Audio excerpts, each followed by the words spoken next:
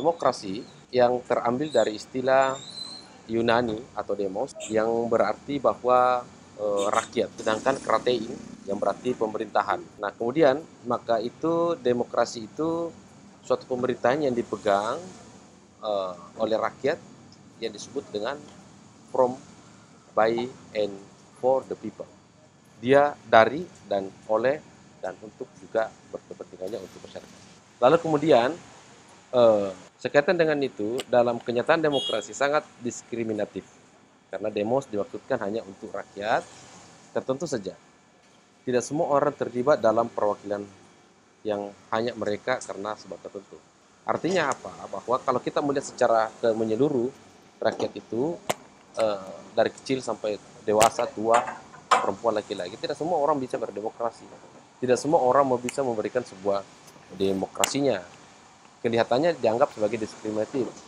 Yang dimaksudkan di situ adalah mereka yang duduk di parlemen itu tidak semua harus kemudian mengisi parlemen. Tapi ada syarat-syarat maksudnya. Tapi ketika Anda memenuhi syarat untuk kemudian duduk di parlemen, maka itulah yang dimaksud bahwa sistem perwakilan. Jadi demokrasi kita pada intinya bahwa demokrasi kita tidak dilakukan secara langsung. Tapi demokrasi kita dilakukan dalam sistem perwakilan. Itulah perwakilan di provinsi, di pusat semuanya DPR RI, kemudian di kabupaten kota disebut dengan DPRD kabupaten atau kota, kemudian dilanjutkan lagi dengan DPRD tingkat provinsi, disebut dengan DPRD provinsi. Selanjutnya bahwa sekaitan dengan itu, maka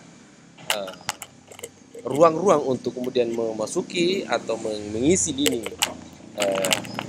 sistem parlemen kita itu tidak semua orang bisa masuk. Tentu ada syarat-syarat yang harus dia penuhi.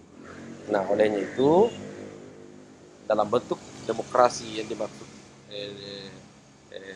dimaksud diskriminatif dimaknai sebagai demokrasi yang hanya orang-orang tertentu saja yang bisa masuk. Tentu maksudnya tertentu itu adalah berdasarkan syarat yang ditentukan oleh peraturan perundang-undangan kita. Selanjutnya, saudara-saudara sekalian, adalah apa hakikat daripada demokrasi. Kalau kita melihat hakikat daripada sistem kerajaan, kan dari raja, dari rakyat oleh raja untuk raja.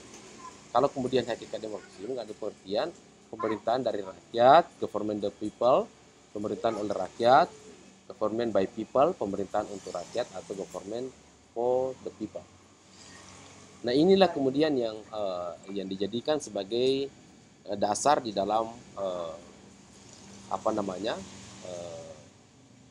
dalam berdemokrasi. Tetapi tentu kemudian baik aspek ekonomi, politik, budaya, politik dalam hal ini adalah demokrasi, katakanlah seperti itu, tetap harus berlandaskan pada sebuah nilai-nilai di dalam Pancasila.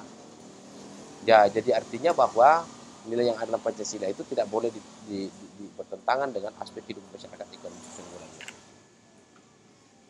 Terus kemudian unsur-unsur penegak demokrasi yang pertama adalah negara hukum. Artinya bahwa negara memberikan perlindungan hukum bagi warga negara. Jadi di dalam sistem demokrasi itu harus ada tetap hukum. Artinya kalau Anda melakukan berdemokrasi, silahkan, akan tetapi hukum tetap harus menjadi sebuah rel untuk kita melakukan sebuah proses-proses demokrasi. Baik proses demokrasi yang Anda lakukan dalam bentuk aksi, aksi itu merupakan juga demokrasi, karena merupakan suara daripada rakyat. Anda melakukan bentuk kelompok, individu, baik surat, angkat megafon, itu juga merupakan sebuah bentuk demokrasi, tapi harus berlandaskan pada nilai-nilai Pancasila dan diatur oleh hukum. Kalau Anda juga berdemokrasi tapi Anda tidak berdasar pada sebuah makna daripada hukum, maka itu akan sulit untuk diwujudkan. Yang kedua, bahwa perlindungan bagi melalui lembaga pengadilan yang bebas. Jadi saudara-saudara sekalian, tidak boleh orang dianggap bersalah sebelum adanya putusan pengadilan. Pengadilan ini adalah tempat untuk kemudian menjustifikasi seseorang itu bersalah atau tidak. Dan kemudian dalam demokrasi itu harus menjamin hak asasi manusia. Jadi demokrasi kita itu harus menjamin yang namanya hak-hak apa namanya manusia atau hak-hak sebagai warga negara. Nah, selanjutnya kemudian adalah masyarakat madani atau civil society itu keterlibatan warga negara dalam asosiasi-asosiasi sosial. Jadi saudara-saudara yang perlu Anda paham bahwa di dalam demokrasi itu dibutuhkan namanya masyarakat madani, civil society, keterlibatan masyarakat dalam asosiasi-asosiasi, keterlibatan masyarakat dalam kelompok diskusi, kelompok kelompok-kelompok yang memang gandrung untuk bagaimana memberikan sebuah pandangan-pandangan yang positif di dalam pembangunan suatu bangsa. Nah, sehingga dengan demikian bahwa kalau kita melihat siapapun yang kemudian menjadi presiden, siapapun yang menjadi anggota DPR hari ini, ya, tentu tidak bisa kita salahkan kalau mereka tidak bisa kita menitiberatkan kesalahan itu pada mereka yang ketika terpilih menjadi anggota DPR, menteri, presiden misalnya, dan melakukan tindakan salah, oleh karena pada prinsipnya kita jualah yang kemudian memilihnya. Nah, masyarakat madani ini menghendaki bahwa dalam sebuah proses-proses demokrasi itu dibutuhkan masyarakat cerdas.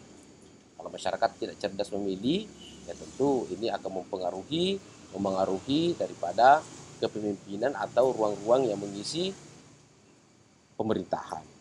Baik buruknya yang mengisi orang-orang yang mengisi pemerintahan sangat ditentukan oleh orang-orang yang memilih. Ya, orang-orang yang memilih ini sangat ditentukan oleh pendekatan dua secara umum. Apakah memilih karena secara idealis atau memilih secara pragmatis. Yang manakah memilih secara idealis itu adalah memilih karena melihat bahwa calon-calon mereka itu memang betul-betul memiliki kompetensi, memiliki kapabilitas untuk menakodai atau untuk duduk untuk menjadi anggota DPR dan atau duduk menjadi presiden. Tapi kalau dia memilih secara pragmatis, ya pemilih itu karena ada sesuatu U di balik B. Misalnya ada proses-proses pragmatis, ada proses-proses yang dilakukan secara materi yang untuk kemudian menggerakkan dirinya untuk melakukan pilihan. Itulah kemudian sebab-sebab mengapa kemudian pemerintahan negara kita ini mengalami baik atau buruknya sangat ditentukan oleh masyarakat juga yang melakukan memilih atau memilih sesuatu pimpinan atau mengisi ruang-ruang pemerintahan. Lain halnya dengan sistem kerajaan. Sistem kerajaan mungkin menitiberaskan tidak perlu ada proses-proses pemilihan dalam mengisi pemerintahan, tapi itu adalah suatu keinginan raja untuk kemudian menunjuk anaknya, menunjuk keponakannya, menunjuk pamannya, atau menunjuk sepupunya untuk menduduki suatu deputi-deputi, menteri-menteri dan lain sebagainya, atau gubernur dan lain sebagainya. Ciri daripada masyarakat madani itu yang pertama, masyarakat terbuka. Dia harus terbuka. Kita itu harus terbuka dalam hal-hal aspek kehidupan masyarakat kita. Tapi ingat bahwa keterbukaan itu tetap kita dikemas oleh yang namanya hukum untuk tidak serta-merta membuka sesuatu yang tidak berlandaskan pada hukum. Sebagai contoh masyarakat terbuka. Media sosial hari ini untuk kita diberikan ruang untuk kemudian bisa melakukan apa saja di media sosial itu.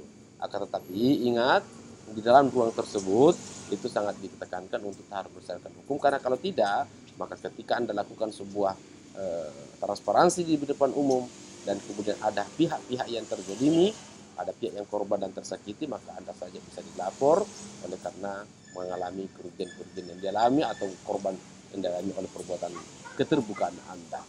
Jadi istilahnya ada sesuatu yang bisa dibuka dan ada sesuatu yang bisa ditutupi. Masyarakat yang bebas dari pengaruh kekuasaan dan tekanan negara. Jadi kalau masyarakat madani diharapkan ini adalah betul-betul dia melakukan sebuah sikap untuk menentukan kekuasaannya, untuk menentukan kuasaannya memilih wali kota, memilih DPR, memilih gubernur, memilih presiden, itu karena tak ada intervensi daripada pihak-pihak penguasa. Betul-betul dia mencoba untuk belajar dan memahami semua calon-calon yang ada di yang hendak disodorkan. Sebagai sebuah contoh, ada sekalian, kita akan Desember misalnya di 2020 akan disuguhi sebuah pilihan di tahun 2020 ini di Kasar misalnya, ada 3 calon. Nah, tentu kemudian dari situ kemudian Anda harus melihat sesuatu itu secara ideal untuk menentukan baik buruknya pemimpin yang ada di Makassar untuk 5 tahun ke depan. Tapi kalau Anda kemudian mencoba-coba untuk kemudian masuk dalam sistem pemilihan, akan tetapi jadi ketika kita memilih suatu pemimpin di Makassar ini, kita akan disuguhi oleh suatu pilihan, ada 3 kalau tidak salah, 4 ya, 3. Itu kemudian kita akan memilih pemimpin yang betul-betul apakah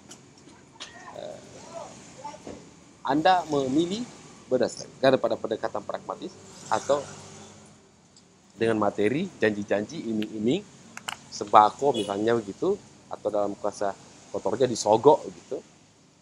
Ataukah kemudian Anda memilih oleh karena pendekatan ideal, memang Anda tahu bahwa calon si A, calon si B, karakternya si C, karakternya seperti itu. Ada 4 calon, tentu itu adalah. Begitu juga ada pemilihan presiden, pemilihan wali kota, pemilihan gubernur, dan sampai kemudian pemilihan DPRD, yang setiap periode kita akan disuguhi sebuah beban tanggung jawab kepada masyarakat untuk melakukan pemilihan.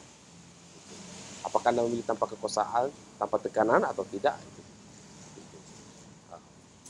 Itu yang dimaksudkan dengan masyarakat sosial, resiko sosial. Yang selanjutnya, bahwa masyarakat kritis dan berpartisipasi aktif serta masyarakat kritis.